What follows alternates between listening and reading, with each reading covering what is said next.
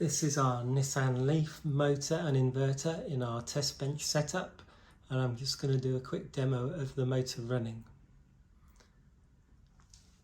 The first thing I'm going to do is turn on the power to the Thunderstruck VCU and the inverter. Those two clicks you hear are the pre-charge relay and the main contactor enabling the high voltage to the inverter. If I now select forward with gear, I can use the throttle to move the motor.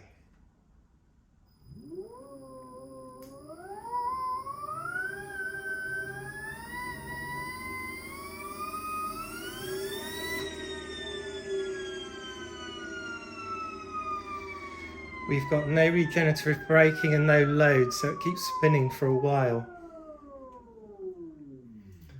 Select neutral.